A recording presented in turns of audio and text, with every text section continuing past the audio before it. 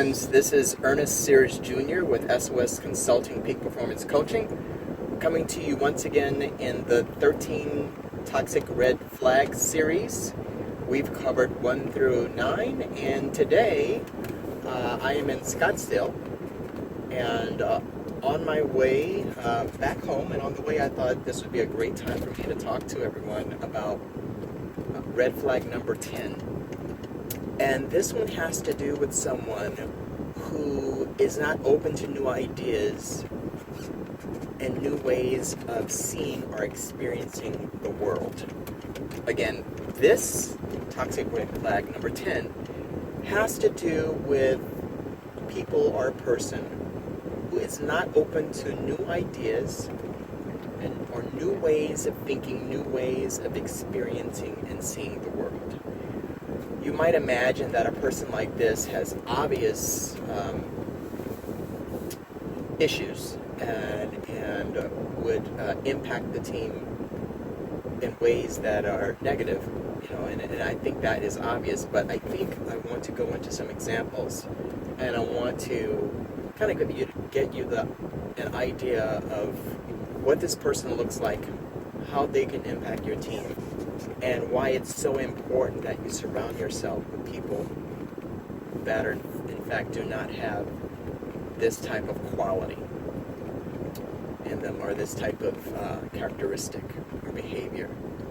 Someone who is not open to new ideas or ways of looking at things or ways of experiencing the world is someone who is stuck. And I think stuck is an adjective that I've used before, but they're stuck in terms of only seeing things the way that they've always seen them. They have old programs running, old ways of doing things that they've stuck to. They have very little exposure to people, situations, things that are outside of their norm, outside of their everyday life. This is somebody who probably hasn't traveled much. As a result, they're not exposed to different types of situations, different types of people. And as a result, this person is going to be closed-minded. And usually a person like this is someone who is biased in their thinking, socially, culturally. It's also going to be a situation where this person does not have the ability to apply critical thinking skills because they don't have enough of experiences or enough different angles of looking at things in their arsenal to be able to adequately problem solve, to effectively problem solve by being able to look at things from different points of view. If you're the type of person who can only see things in black and white and only see things from one vantage point, your value goes down. You aren't bringing value to the team. You also don't have the ability to get along with people, to see other people's point of view. You also have a decidedly reduced ability to empathize. If you do not have the ability to get outside of yourself and put yourself in somebody else's shoes, just for a couple of minutes, just to imagine or visualize what somebody else might be experiencing or might be going through, that is going to be, something that is going to, cause the team to not be able to move forward. If you have this type of characteristic or quality, you are more than likely going to be one of the weaker links in the chain. You're going to be one of the weaker links, if not the weakest link. So somebody who's not open to new ideas, new ways of thinking, who's not open to new ways of experiencing the world, is someone who does not do enough reading.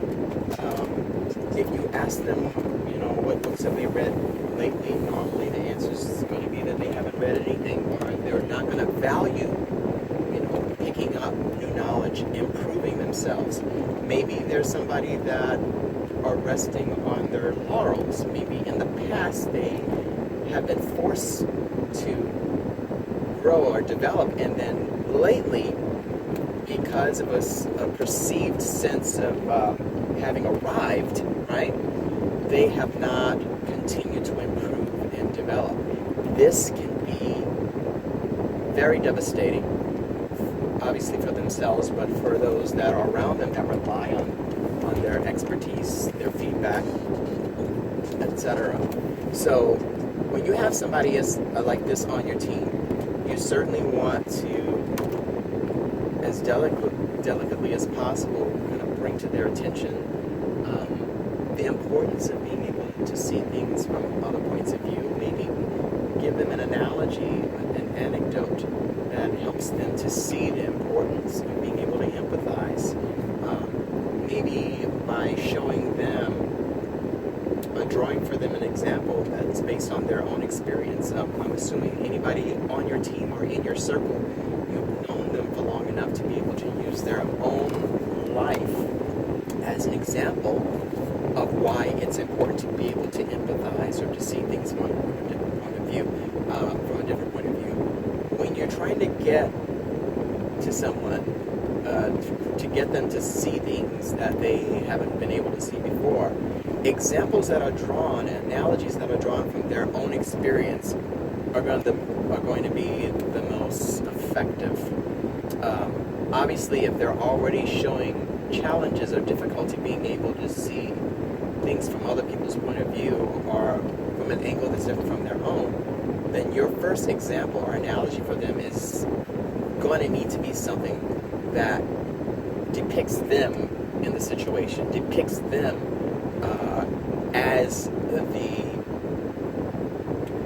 the center of the story, where someone maybe did not understand them and it affected them negatively, or someone didn't see things from their point of view and it affected them negatively.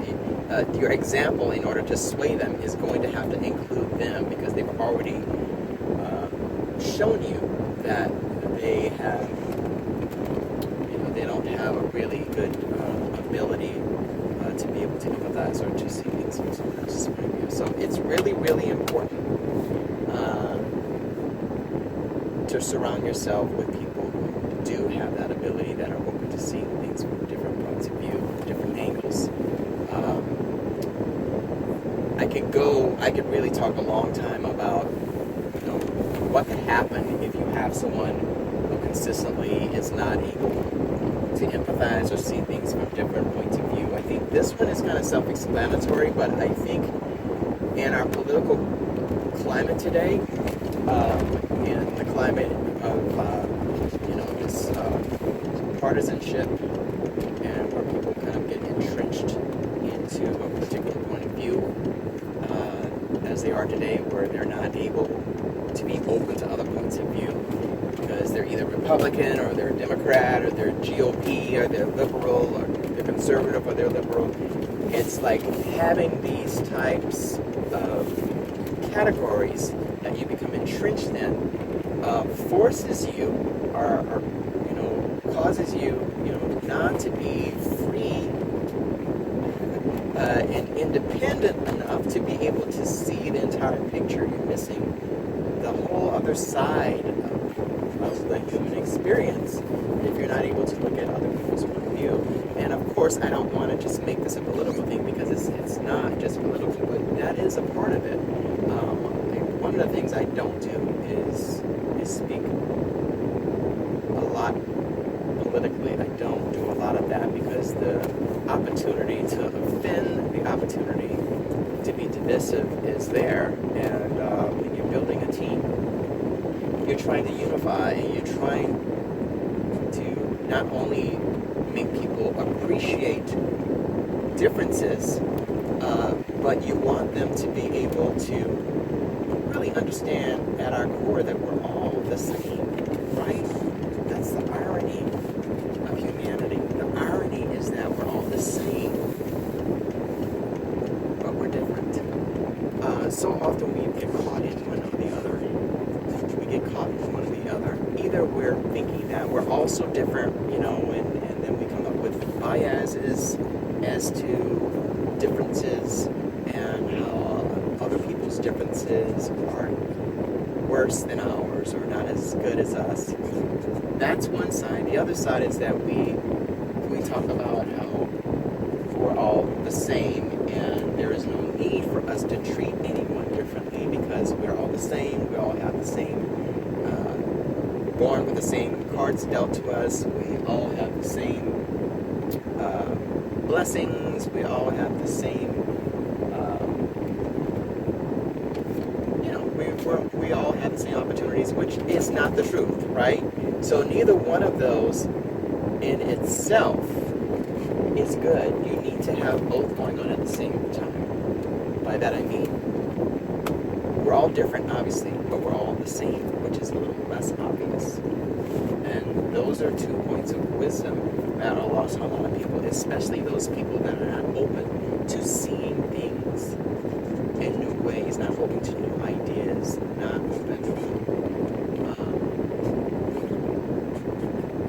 This card is right in front of me. People who are not open to seeing things from different angles. So, I don't know. So this one was number 10. And again, to summarize, this one had to do with a person who is not open to new ideas and new ways of looking at the world or experiencing the world. And this is a toxic red flag. Do what you can to make sure, number one, that you're not guilty of this, right? None of us is perfect. Not one of us is perfect. And I know that everyone can find themselves in one of those toxic red flags. At some point in your life, you were there. Maybe you're still there. As a leader, as a coach, you really need to make sure that you at least have the self-awareness of where your opportunities are, where your challenges are, and the things that you need to work on. And depending on, how comfortable you are with yourself and how comfortable you are disclosing things to your team, or if you feel it's a safe place to do that, it does help when you're able to share with your team the things that you're working on and maybe things that you've worked on and overcome. Talk to them about that because it'll only help them. So again, we also always talk about coaching someone to the right, meaning you want them on your team, you want them to grow, you want to give them examples, you want to lead by example, you want to give them guidance as to how to avoid this red flag, and if they're already showing symptoms of it, help them out of that situation and make sure that you're able to show them the benefits of being able to avoid and eliminate this particular red flag from their lives. If you have attempted to do that and it has not worked after some time, it may be time for you to find a more appropriate role for them.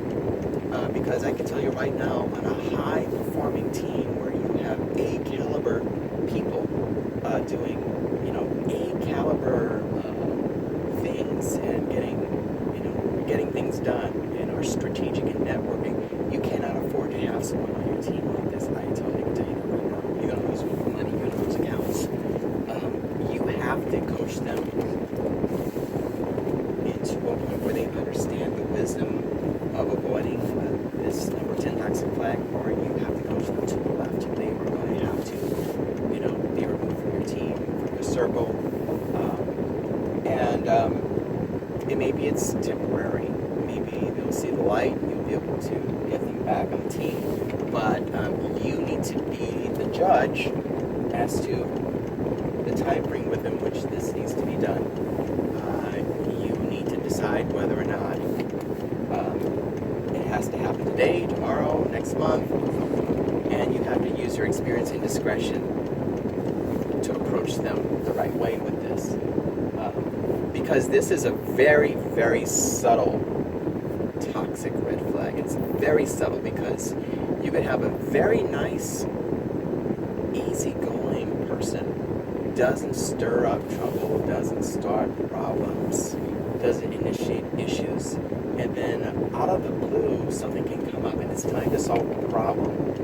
And it has to do with people, it has to do with situations that they haven't been exposed to, people they haven't been exposed to, and this particular red flag rears its ugly head, and you're sitting there aghast, like, oh my God, I can't believe, thinking to yourself, I can't believe you're biased, I can't believe that you're racist, or I can't believe that you feel that way about Hispanics, or I can't believe that you would call a Chinese person that, or an Asian person that. You know, it's like these things can come out when you least expect it, and you don't want to be in a situation where your company, your business, your money is on the line, and you have someone who is handling an account or handling, a particular particularly valuable client, and they make a gaffe that has to do with a lack of exposure to different cultures, different ways of doing things. So make sure your team is appropriately exposed to different cultures. Make sure your team, number one, is diverse. Your friends, your inner circle. I mean, you are limiting yourself if your entire team looks just like you. If your entire team has only your experience. If your entire team knows only what you know, right? How valuable is that to just duplicate yourself? I mean, you want to have some level of duplication and redundancy so that you can walk away and that machine still runs. But you also need people that are smarter than you, that know more than you, people whose experience and expertise extends beyond yours, because otherwise it's a waste of time and you're really not being as effective as you need to be if you're surrounded by people that you're smarter than, or people that don't bring anything to the table of value. So have a diverse team, people. Coaches, leaders, have a diverse team. And please keep your eye open for people on your team in your inner circle that are biased and aren't able to see things from different points of view, because they're not going to be able to solve the complicated, multi-layered problems that they are going to be exposed to. Okay? Vet your people out. Make sure that they're ready to be on your team. And have a system in place to periodically make sure your people are maintaining a certain level of diversity and expertise and critical thinking. So that was a lot. That was a lot I covered. That was toxic red flag number 10. People who are not open to new ideas, new ways of experiencing the world, new ways of seeing the world. Thank you so much for your time. Again, this is Ernest Sears Jr. with SOS Consulting, Peak Performance Coaching. And as I always leave with you, it's so important to take time on some periodic basis, whether it's every day, once a week, on Saturdays, Sundays, whatever. You need to have designated time to do what? To reflect. What are you reflecting on? You're reflecting on, what are your goals? What did you accomplish yesterday? And as a result of what you accomplished yesterday, the goals that you have strategically set and accomplished, now you need to recalibrate. Okay, how do you change your plan? How do you change your strategy? How do you tweak your strategy? How do you tweak your way of doing things, your mindset, so that you're ready for the future? So you had to reflect and you recalibrate. And now that you've tweaked and you've recalibrated, which is something you need to do on some periodic basis, reinvention. Time to reinvent. Okay? Reinvent. What does that mean? It's like transmogrifying, transmuting, transitioning into something different. You can't stay the same and survive. If you stay the same, you die. In this economy, in this marketplace, you cannot stay the same. Reinvention is the way. You must reinvent. But before you reinvent, you must recalibrate. And before you recalibrate, you must reflect. Reflect, recalibrate, reinvent. Thank you so much. Have a great weekend.